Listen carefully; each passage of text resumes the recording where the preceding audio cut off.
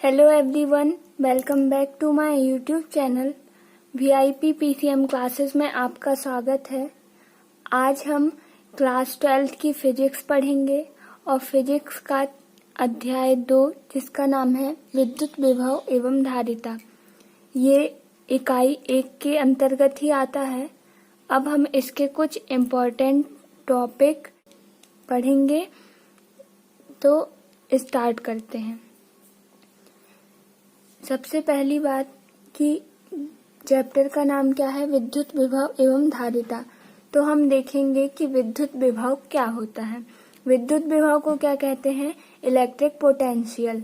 तो electric potential क्या होता है कि यदि एकांक स्वतंत्र धनावेश है ना, कोई एकांक स्वतंत्र धनावेश है, इसको अनंत से विद्युत क्षेत्र के किसी बिंदु तक लाने में जितना कार्य करना पड़ता है उसे हम क्या कहते हैं, उस बिंदु का विद्युत विभव मतलब इलेक्ट्रिक पोटेंशियल कहते हैं। इसे हम किससे निरूपित करते हैं, इसे V से प्रदर्शित करते हैं और V विभव क्या है, एक अदिश राशि है। अब जैसे कि यदि हमारे पास क्या है, Q0 क्या है, एक परीक्षण आवेश है ना, स्वतंत्र धनावेश है।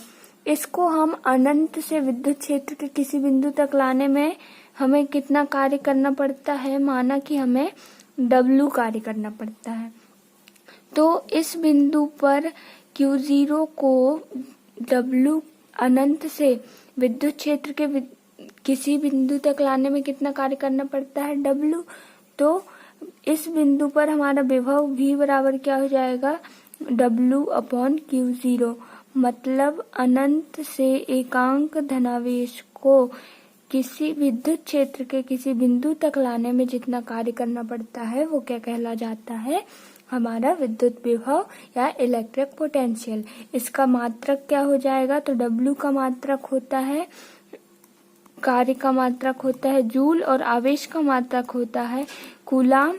तो हमारे पास विभव का मात्रक क्या हो जाएगा, SI पद्धति में विभव का मात्रक क्या हो जाएगा, जूल प्रति कूलाम। ठीक है, प्रति कूलाम। इसे हम J कूलाम इनवर्स भी लिख सकते हैं। ठीक है, अब हम देखेंगे विभवांतर क्या होता है। विभवांतर को क्या कहते हैं, पोटेंशियल डिफरेंस। हमारे पास बिंदु O पर क्या है, +Q आवेश रखा है ना। माना कि ये हमारा एक विद्युत क्षेत्र है, इसमें A और B क्या है, दो बिंदु हैं। तो यदि स्वतंत्र एकांक धनावेश को हम किस में रखें, A पर रखें, तो उस पर +Q आवेश के कारण एक बल क्या कार्य करेगा, F, है ना। अब इस बल के विरुद्ध एकांक धनावेश को बिंदु A से B तक लाने में जो कार्य करना पड़ता है ना, एक कार्य करना पड़ेगा। तो इस कार्य को इन दोनों बिंदुओं के बीच क्या कहते हैं, विभवांतर कहते हैं, पोटेंशियल डिफरेंस कहते हैं। तो इसकी डेफिनेशन क्या हो जाएगी, एकांक धनावेश को विद्युत क्षेत्र के एकांक धनावेश को विद्युत क्षेत्र के एक बिंदु से विद्युत क्षेत्र के एक बिंदु से दूसरे बिंदु तक लाने में जितना कार्य करना पड़ता है उसे हम क्या कहते हैं, विभवांतर कहते हैं। बिंदु तक लाने में जो कार्य करना पड़ता है उसे हम क्या कहेंगे, जो कार्य करना पड़ता है उसे उन दोनों बिंदुओं के बीच का क्या कहते हैं, विभवांतर कहते हैं। ठीक है, बिंदुओं के बीच का विभवांतर कहते हैं।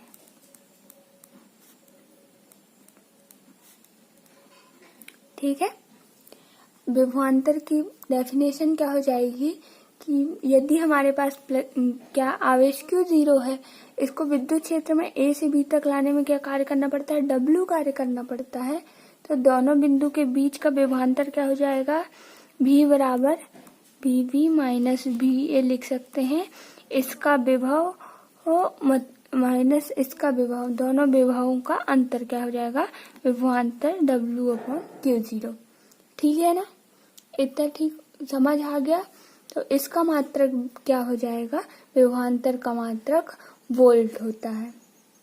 ठीक है, विभवांतर का इसका मात्रक क्या होता है, वोल्ट, जूल प्रति कूलाम। ठीक है, अब हम देखेंगे एक इम्पॉर्टेंट टॉपिक क्या है कि ये क्वेश्चन पेपर में आपके बार बार आता है कि बिंदु आवेश के कारण किसी बिंदु पर विभव की गणना कीजिए। बिंदु आवेश के कारण किसी बिंदु पर विभव की गणना कीजिए। ये क्वेश्चन बार बार आता है ना। तो इसको हम सॉल्व करेंगे। इसके लिए हम देखेंगे कि माना हमारे पास क्या है, एक बिंदु O है, इस पर कौन सा चार्ज है, +Q चार्ज है। ठीक है, इससे R दूरी पर एक बिंदु क्या है, P है।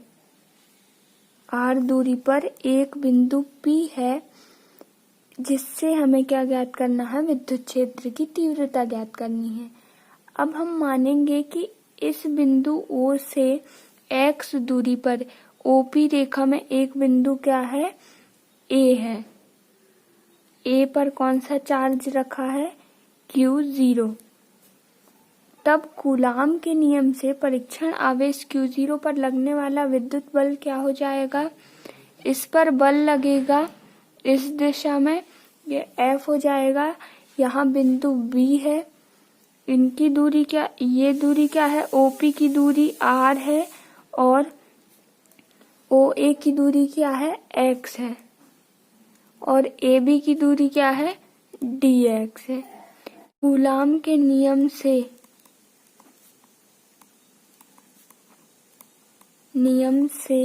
Q0 पर लगने वाला विद्युत बल क्या हो जाएगा, Q0 पर लगने वाला विद्युत बल क्या हो जाएगा, F बराबर, कूलाम का नियम हम पढ़ चुके हैं फर्स्ट चैप्टर में। तो जो बच्चे वीडियो नहीं देखे हैं तो हम उसकी लिंक डिस्क्रिप्शन में दे देंगे, आप जाके हमारे चैनल में देख सकते हैं। ठीक है, ये हो गया कूलाम के नियम से Q0 पर लगने वाला विद्युत बल। इसकी दिशा क्या होगी, OA के अनुदिश होगी। OA के अनुदिश होगी, इस दिशा में ये बल कार्य करेगा। ठीक है, इतना समझ आया। अब हम देखेंगे कि परीक्षण आवेश Q0 पर विद्युत बल के विपरीत A से B तक लाने में किया गया कार्य क्या हो जाएगा। तो A से B तक लाने में माना dW कार्य करना पड़ता है, तो कार्य बराबर क्या होता है, बल गुणित विस्थापन। तो यहाँ विस्थापन क्या हुआ है, dx।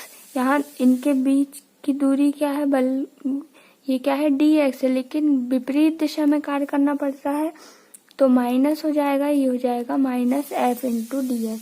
इसको हम इक्वेशन 2 दे देंगे। अब यहाँ ऋण चिन्ह क्या प्रदर्शित करता है कि विद्युत बल और विस्थापन की दिशाएं क्या है, विपरीत है। इतना ठीक है। अब हम देखेंगे कि परीक्षण आवेश Q0 को अनंत से बिंदु P पर लाने में किया गया कितना कार्य करना पड़ता है। अब देखेंगे कि परीक्षण आवेश Q0 को अनंत से बिंदु P पर लाने में किया गया कार्य क्या है, माना कि W है। तो W बराबर क्या हो जाएगा, समेशन ऑफ dW। इसका हम समाकलन कर देंगे तो ये क्या हो जाएगा, -F dx है तो इसका हम -F माइनस को बाहर ले आएंगे, ये हो जाएगा F dx। और हम कहाँ से कहाँ तक ला रहे हैं, अनंत से बिंदु P पर ला रहे हैं, बिंदु P की दूरी R। ठीक है, तो इन्फिनिटी से R तक लाएंगे। अब यहाँ पे हम क्या करेंगे, F की वैल्यू कहाँ से रख देंगे, इक्वेशन 1 से F की वैल्यू रख देंगे।